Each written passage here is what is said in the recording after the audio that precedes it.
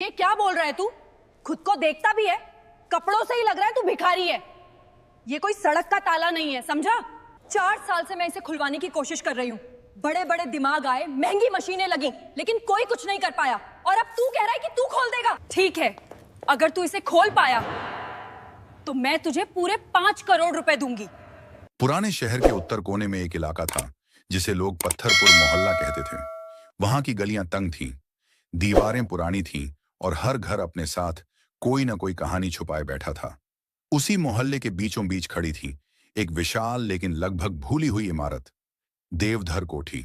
बाहर से देखने पर वह किसी बंद गोदाम जैसी लगती थी, लेकिन अंदर जो था उसके बारे में पूरे शहर में अफवाहें थीं। कहा जाता था कि इस कोठी के नीचे एक तहखाना है और उस तहखाने में एक ऐसी तिजोरी रखी है जो आज तक किसी से नहीं खुली। इस तिजोरी को लेकर लोगों में डर भी था और लालच भी। कोई कहता था कि इसमें आजादी से पहले का सोना छुपा है, कोई कहता था कि पुराने राजाओं की निशानियां हैं, तो कोई यह भी कहता था कि इसे खोलने की कोशिश करने वाले पर हमेशा कोई ना कोई मुसीबत आ जाती है। लेकिन सच क्या था यह कोई नहीं जानता था, क्योंकि पिछले 4 सालों से तिजोरी बंद थी। देवधर कोठी का मौजूदा मालिक था महेंद्र अग्रवाल, शहर के नामी व्यापारी, बड़े उद्योगपति और अपने सख्त स्वभाव के लिए मशहूर। महेंद्र अग्रवाल ने अपनी जिंदगी में बहुत कुछ खरीदा था, जमीन, फैक्ट्रियां, नाम और रुतबा, लेकिन यह तिजोरी उनके लिए जिद बन चुकी थी। 4 साल में महेंद्र अग्रवाल ने हर मुमकिन तरीका आजमाया। देश के बड़े इंजीनियर आए, विदेश से एक्सपर्ट बुलाए गए, भारी मशीनें लाई गईं जो मोटे से मोटा लोहा काट सकती थीं। तिजोरी को चारों तरफ से घेरा गया, हाइड्रोलिक प्रेशर लगाया गया, स्टील पर कट लगाने की कोशिश हुई। कई बार मशीनों की आवाज से पूरा हॉल गूंज उठा, चिंगारियां उड़ी, लेकिन तिजोरी जरा भी नहीं हिली। अंदर का रहस्य जानने के लिए एक्सरे मशीनें लगाई गईं। स्क्रीन पर तिजोरी के अंदर के साए दिखे, इंजीनियर आपस में बहस करते रहे। कहीं फॉल्स लॉक, कहीं डबल लेयर, कहीं ऐसा सिस्टम जो जरा सा गलत दबाव पड़ते ही खुद को फिर से बंद कर ले। सेंसर लगाए गए, तापमान बदला गया, ठंड और गर्मी दोनों का असर देखा गया, लेकिन हर बार नतीजा एक ही रहा। हर नाकामी के बाद लोग थके हुए औजार समेटते और खामोशी से बाहर चले जाते। महेंद्र अग्रवाल हर कोशिश को खुद देखते थे। शुरुआत में उनका भरोसा मशीनों पर था, फिर इंसानों पर और आखिर में सिर्फ किस्मत पर। लेकिन हर बार नतीजा एक ही निकलता, तिजोरी वैसे ही खड़ी रहती, शांत, ठंडी और अडिग।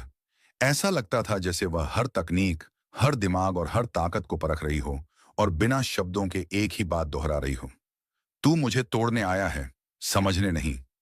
उस दिन भी देवधर कोठी का बड़ा हॉल कुछ अलग नहीं था।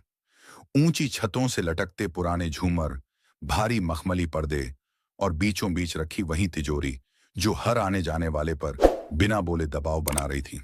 कुर्सियों पर मीडिया के लोग बैठे थे, कैमरे ट्राइपॉड पर टिके थे, लाइटें ऑन थीं, वकील अपनी फाइलें संभाले इधर उधर खड़े थे और बिजनेस पार्टनर धीमी आवाज में आपस में हिसाब किताब जैसी बातें कर रहे थे। कुछ सरकारी लोग भी मौजूद थे जो कम देखते थे और ज्यादा नोट करते थे। सबकी निगाहें बार बार उसी तिजोरी पर लौट आती थीं, जैसे वह कोई निर्जीव चीज नहीं, बल्कि वहां मौजूद सबसे अहम शख्स हो। आखिरी एक्सपर्ट, जो पिछले 2 दिनों से लगातार तिजोरी के आसपास झुका रहा था, आखिरकार थक कर सीधा खड़ा हुआ। उसके चेहरे पर हार छुपी नहीं थी। उसने अपनी हथेलियां आपस में रगड़ी, गहरी सांस ली और कहा, अग्रवाल साहब, मैंने अपनी पूरी समझ लगा दी। ये तिजोरी आम तकनीक से नहीं खुलेगी। एक पल रुककर उसने आगे बोला, ये हाथ से बनाई गई है, बहुत पुरानी है और इसका मैकेनिज्म किसी भी आधुनिक सिस्टम से मेल नहीं खाता। सिर्फ मशीनों से इसे खोलना नामुमकिन है। उसकी बात खत्म होते ही हॉल में हल्की सी खुसफुसाहट फैल गई। कोई निराश होकर सिर हिलाने लगा तो किसी के होंठों पर हल्की सी मुस्कान आ गई। पीछे से किसी ने धीमी आवाज में कहा, इतना पैसा और फिर भी एक तिजोरी नहीं खुल रही है। लगता है तिजोरी ही मालिक चुनती है। महेंद्र अग्रवाल यह सब चुपचाप सुन रहे थे। उनके चेहरे की नसें तन चुकी थीं।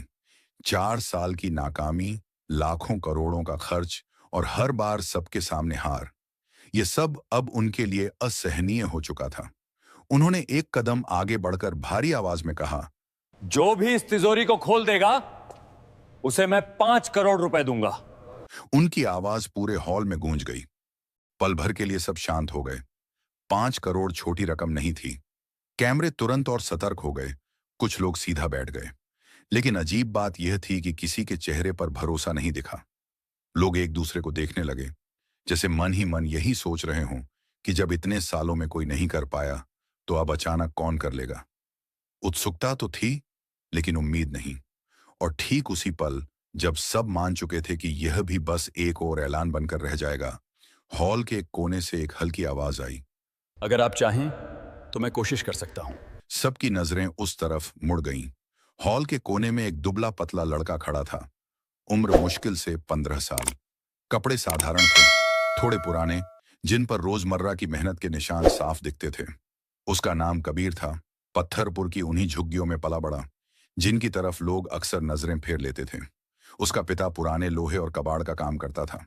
सुबह सुबह ठेला लेकर निकलते और शाम को जो मिलता वही घर ले आते। कबीर बचपन से उन्हीं ढेरों में बैठा रहता था। टूटे ताले, जंग लगे बक्से, बेकार समझे जाने वाले संदूक। जहां दूसरे बच्चों को सिर्फ कबाड़ दिखता था, वहीं कबीर चीजों को थोड़ा अलग तरह से देखता था। वह हर ताले को ध्यान से देखता, समझने की कोशिश करता कि वह क्यों फंसा है, कौन सा हिस्सा जाम हो गया है, कहां दबाव ज्यादा है और कहां जरा सी जगह बाकी है। वह घंटों एक ही ताले के साथ बैठा रह सकता था, बिना झुंझलाए। उसने कभी इसे कोई खास हुनर नहीं माना। उसके लिए यह बस रोज की आदत थी। यही उसकी दुनिया थी और यही उसकी समझ। हॉल में कुछ लोग हंसने लगे। किसी ने ऊंची आवाज में कहा, अब बच्चे भी तिजोरी खोलेंगे? किसी ने मजाक में ताली बजा दी।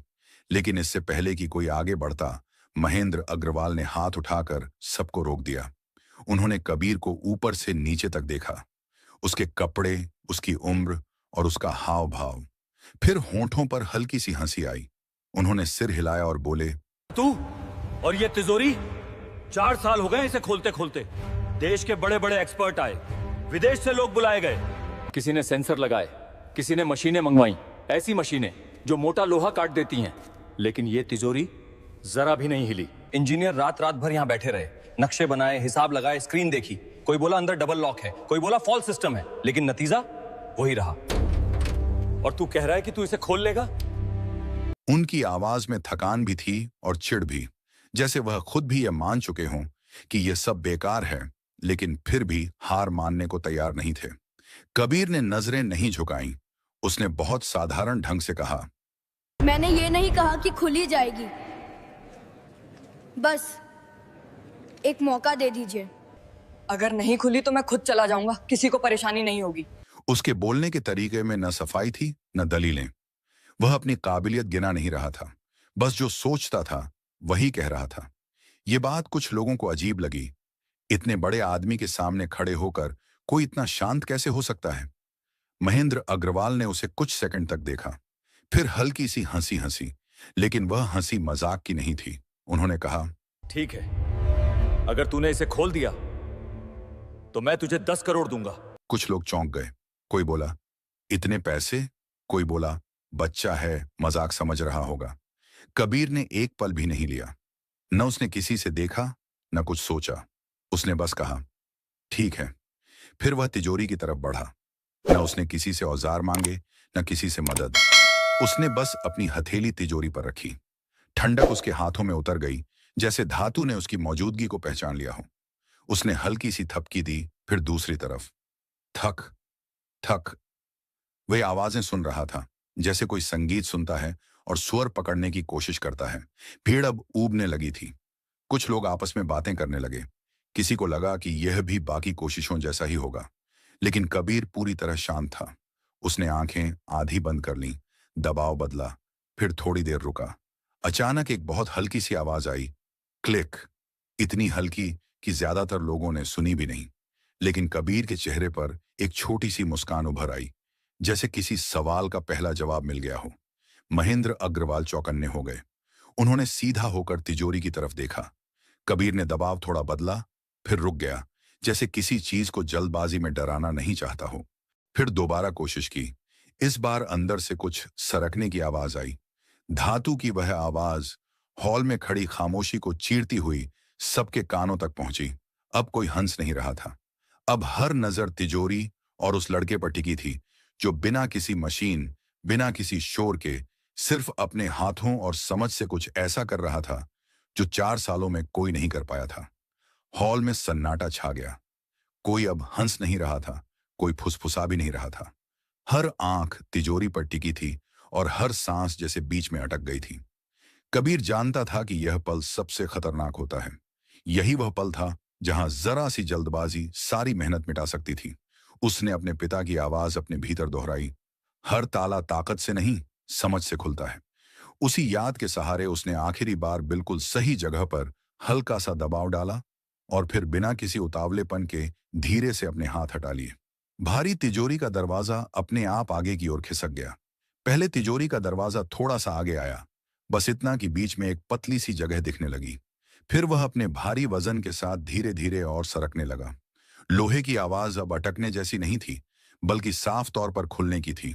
हॉल में खड़े लोग बिना बोले उस आवाज को सुन रहे थे। कुछ सेकंड ऐसे गुजरे जिनमें किसी ने सांस तक नहीं ली। ऐसा लग रहा था जैसे पूरा हॉल एक साथ थम गया हो।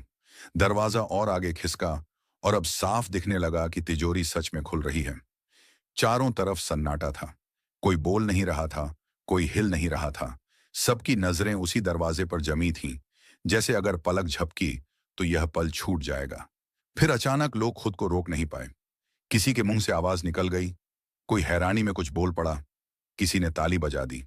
कुछ लोग तुरंत अपनी जेब से मोबाइल निकालने लगे और वीडियो बनाने लगे।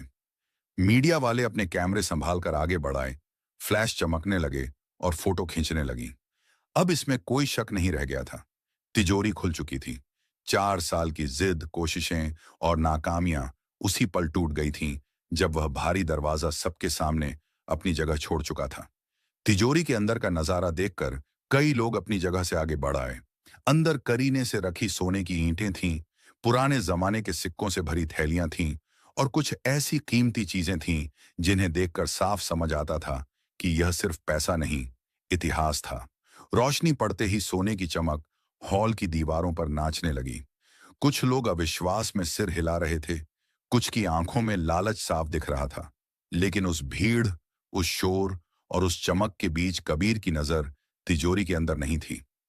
वह बस खुले हुए दरवाजे को देख रहा था। उसके चेहरे पर न जीत की खुशी थी, न किसी अमीर बनने का उत्साह। ऐसा लग रहा था जैसे उसने कोई लड़ाई नहीं जीती, बल्कि एक लंबी और कठिन परीक्षा पास कर ली हो। जैसे उसका काम बस यहीं तक था। महेंद्र अग्रवाल का चेहरा पूरी तरह बदल चुका था। जिस आदमी ने 4 साल तक हार नहीं मानी थी, वह अब कुछ पल के लिए बोल भी नहीं पा रहा था। उन्होंने खुद आगे बढ़कर तिजोरी के अंदर देखा, एक सोने की ईंट उठाई, उसका वजन महसूस किया। सब असली था, कोई धोखा नहीं। महेंद्र अग्रवाल कुछ पल तक कुछ बोले नहीं। वह खुले हुए तिजोरी के दरवाजे को देखते रहे। फिर धीरे धीरे नजर कबीर पर आई। उनकी आवाज अब पहले जैसी नहीं थी। उन्होंने धीमे से पूछा, तू कौन है? कबीर। अग्रवाल ने एक कदम और पास आकर पूछा, उम्र कितनी है तेरी? 15 साल। हॉल में हल्की सी हलचल हुई। कुछ लोग एक दूसरे की तरफ देखने लगे।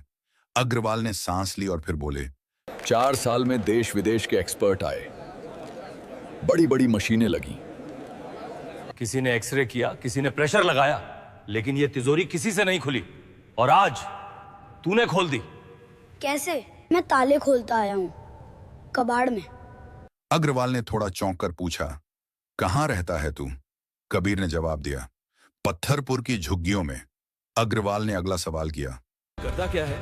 और करता क्या है? पिता के साथ कबाड़ का काम। कुछ पल के लिए हॉल में खामोशी छा गई। जिन लोगों ने थोड़ी देर पहले हंसी उड़ाई थी, वे अब नजरें चुराने लगे। किसी ने होंठ दबा लिए, किसी ने सिर झुका लिया। उन्हें समझ आ गया था कि उन्होंने सिर्फ एक बच्चे को नहीं, उसकी पूरी दुनिया को हल्के में लिया था। महेंद्र अग्रवाल ने कबीर को कुछ सेकंड तक देखा, फिर धीरे से कहा, इतनी छोटी उम्र में और इतना बड़ा काम। उनकी आवाज में अब सवाल कम और सम्मान ज्यादा था। महेंद्र अग्रवाल ने ऊंची लेकिन स्थिर आवाज में कहा, मैंने सबके सामने वादा किया था, जो इस तिजोरी को खोलेगा उसे मैं 5 करोड़ रुपए दूंगा। और महेंद्र अग्रवाल अपना वादा पूरा करता है। यह कहते हुए उन्होंने अपने मैनेजर की तरफ देखा और हाथ से इशारा किया, कागज तैयार करो। तुरंत वकील आगे आए। फाइलें खुली, नाम पूछे गए, उम्र लिखी गई। कबीर वहीं खड़ा रहा। उसके लिए यह सब नया था। इतने लोग, इतने सवाल और इतनी बड़ी रकम। लेकिन उसके चेहरे पर न डर था, न लालच। वह बस चुपचाप सब देख रहा था, जैसे उसने अपना काम कर दिया हो और अब जो हो रहा है वह उसके बस का नहीं। उस दिन कबीर को सिर्फ पैसा नहीं मिला, उसे पहचान मिली। वह पहचान जो किसी सिफारिश से नहीं, हुनर से मिली थी। उसे सम्मान मिला, वह सम्मान जो कपड़ों या हैसियत से नहीं, समझ और धैर्य से आता है। और सबसे बड़ी बात, उस दिन यह साबित हो गया कि हर बड़ी चीज बड़े लोगों से ही नहीं होती। कुछ ताले ऐसे होते हैं जो सिर्फ उसी के लिए खुलते हैं जो उन्हें तोड़ने नहीं, समझने आता है। कुछ हफ्तों बाद कबीर की जिंदगी सच में बदली, लेकिन वह किसी जादू की तरह नहीं बदली। वह अचानक बड़ा आदमी नहीं बन गया। न उसके बोलने का ढंग बदला, न उसकी आंखों की सादगी। फर्क बस इतना आया कि अब उसकी जिंदगी में डर थोड़ा कम हो गया था। महेंद्र अग्रवाल ने अपना वादा निभाया। सब कुछ कानूनी तरीके से हुआ, खुले में हुआ। कोई छुपा सौदा नहीं, कोई एहसान नहीं। कबीर के पिता ने पहली बार सुबह ठेला नहीं उठाया। आदत थी हाथ में रस्सी और कंधे पर बोझ की। लेकिन उस दिन उनके हाथ खाली थे। खाली हाथ, लेकिन चेहरे पर ऐसा सुकून था जो सालों से नहीं आया था। अब वह किसी के दरवाजे पर कबाड़ खरीदने नहीं जाते थे। उन्होंने अपनी एक छोटी सी दुकान खोल ली थी। वही लोहा, वही पुराना सामान, लेकिन अब मजबूरी नहीं थी। अब वह अपने काम को सिर झुकाकर नहीं, सिर उठाकर करते थे। कबीर को रहने के लिए एक ठीक ठाक घर मिला और पढ़ने का मौका भी। उसे शहर के एक अच्छे स्कूल में दाखिला मिला। शुरू में उसे सब कुछ नया लगा, बड़ी क्लासें, नई किताबें, नए बच्चे। लेकिन उसने हिम्मत नहीं हारी। वह ध्यान से सुनता, सीखता और सवाल पूछता। जहां पहले वह चीजों को सिर्फ हाथों से समझता था, अब उसे समझ आने लगा कि हर चीज के पीछे एक वजह होती है। बाद में उसने मशीनों के बारे में भी सीखना शुरू किया, कैसे वे काम करती हैं, कैसे दबाव और संतुलन से चीजें बदलती हैं। लेकिन एक बात नहीं बदली, उसके हाथ आज भी काम में लगे रहते थे। वह आज भी किसी चीज को छूकर, गौर से देखकर और महसूस करके समझता था। कबीर ने कबाड़ को कभी छोड़ा नहीं। वही उसकी शुरुआत थी, वही उसकी पहचान। फर्क बस इतना था कि अब वह कबाड़ को बोझ नहीं, सीख मानता था।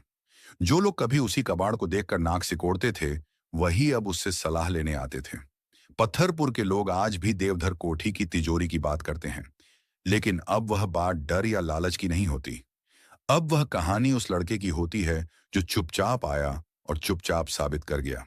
बच्चे जब किसी पुराने ताले को देखते हैं तो बड़े उनसे कहते हैं कि ध्यान से देखो, हर ताला जोर लगाने से नहीं खुलता। कुछ ताले सही हाथ और सही समझ का इंतजार करते हैं। कबीर आज भी जब किसी ताले के सामने खड़ा होता है तो उसे याद रहता है कि असली ताला लोहे का नहीं होता। असली ताला हालात का होता है, गरीबी का होता है, मौके का होता है। और जब कोई उन्हें समझकर खोलना सीख ले तो किस्मत खुद ब खुद रास्ता छोड़ देती है। यही थी कबीर की कहानी, एक ऐसे लड़के की जिसने ताले नहीं तोड़े, हालात खोले